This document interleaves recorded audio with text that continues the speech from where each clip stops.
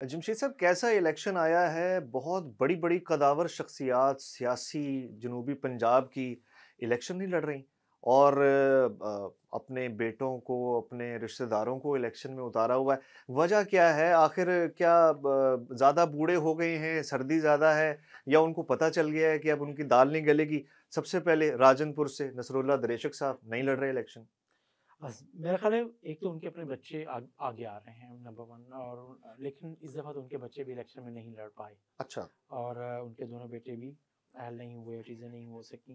तो मसला ये है कि रसूलुल्लाह दृशक जहाँ बुज़ुर्ग हो गए हैं, यकीनन उन्होंने अपने बच्चों की पिछले 15-20 साल से ट्रेनिंग हुँ, की है और वो उनका एक सियासी जानशीं हैं। हुँ, अगर उनकी ख्वाहिश होती भी तो मेरा ख़्याल है वो लड़ते, लेकिन मेरा ख़्याल है कि जो इस वक़्त हालात हैं ना, हुँ। हालात ने उन्हें बैठने पे मजबूर कर दिया है कि कैसे भाई हालात हैं? ऐसे कैसे इज़्ज़त हालात हैं? इज़्ज़त बचाओ। अच्छा। या तो आपको पता है कि पॉपुलर जो सपोर्ट है, आप पीटीआई हुकूमत के साथ आपका याद है आपको जुड़ी पंजाब सूबा महाज में बनाया था और हुँ, पीटीआई में शामिल हो गए थे। लेकिन मेरा ख़्याल है कि उन्होंने अभी पीटीआई से अपनी मोहब्बत उस अंदाज़ में ख़त्म नहीं की, हुँ, जिस अंदाज़ में जुनूबी पंजाब के लोग या बाज़ लोग हमेशा करते रहे हैं। हुँ, तो उनकी जो मोहब्बत का बरकरार रहना भी और दूसरा उन्होंने बेहतर ये समझा कि इस माहौल में खुद को इस उम्र में हुँ, ना ही उतारा जाए मैदान में, हुँ। तो उन्होंने अवॉइड किया। अच्छा, लिया से नियाज़ अहमद जक्कड़ साहब हैं, बड़ा ग्रुप सियासी और ये भी इलेक्शन में खुद नहीं आ रहे, बेटा आ रहा है, क्या मामलात हैं इनके? देखिए नियाज़ जक्कड़ ने भी एक आपको याद हो कि कभी एक टफ टाइम गुज़ारा पिछले दिनों में और चीज़ें थी।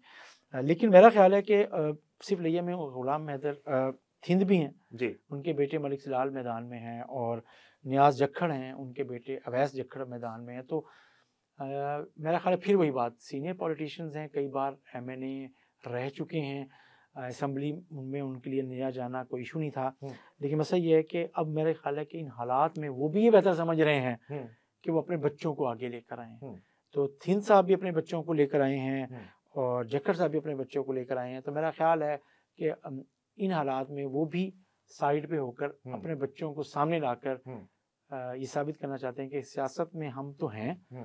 लेकिन अब जो एनर्जी चाहिए, जो टॉलरेंस उनको चाहिए कि जो उन्हें बर्दाश्त किया जाए, तो वो समझ रहे हैं कि वो लेवल उनके बच्चों का बेहतर है उनकी निस्बत और वो चीज़ें उस अंदाज़ में अब जो बर्दाश्त नहीं कर सकते, जो पाकिस्तान की सियासत में आम तौर पे उन्हें कंफर्टेबल ज़ोन मिलता रहा है। हुँ।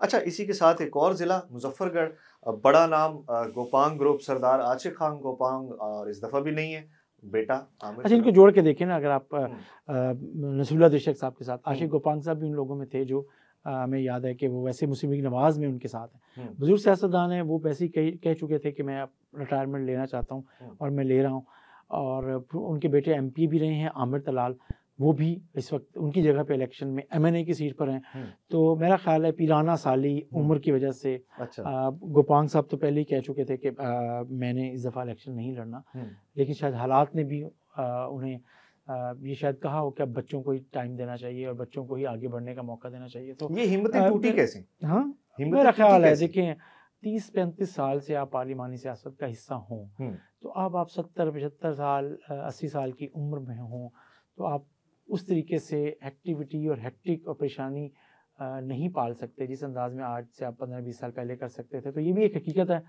और दूसरा ये है कि इस वक़्त आपको पता है कि एक पॉपुलर सेंटिमेंट के अगेंस्ट खड़े होना खुद एक हिम्मत वाली बात है। हुँ। उन्होंने शायद देखा होगा कि मेरे में हिम्मत नहीं है, लेकिन वो मुस्लिम लीग से उनकी वाबस्तगी है, एक मज़बूत उनका धड़ा है, उनको कोई रिप्लेसमेंट में कोई मसला नहीं हुआ, उन्होंने अपने बेटे को आगे कर दिया।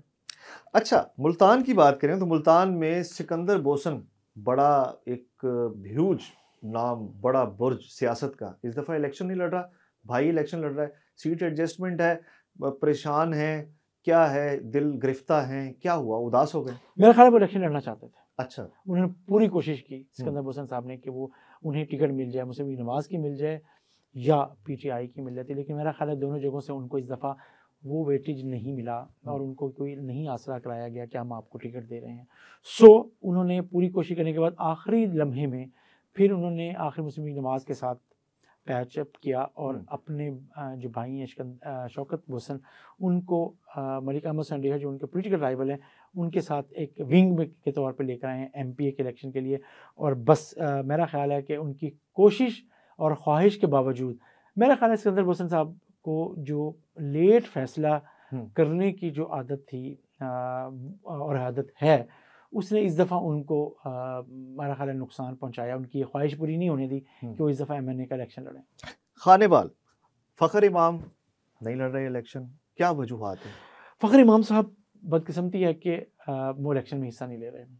फ़खर इमाम साहब एक आपको पता है कि बहुत ऐसे बुज़ुर्ग सियासतदान हैं जो एक्टिव हैं जी। और इंटेलेक्चुअली पार्लिमानी सियासत में और सीनियर पॉलिटिशियन हैं, लेकिन मेरा ख़्याल है कि वो भी ख्वाहिश के बावजूद इलेक्शन में हिस्सा नहीं ले पाए। उनके जो बेटे हैं डॉक्टर आबिद इमाम, उनकी सीट पे जो कबीरवाला वाली सीट है, उससे ख़ुद इलेक्शन में हिस्सा ले रहे हैं। उनकी कैंपेन भी खुद चला रहे हैं फ़खर इमाम साहब, लेकिन ज़ाहिर है वो बेटे को उस हल्के में लड़वा सकते थे, ये खुद लड़ते हैं।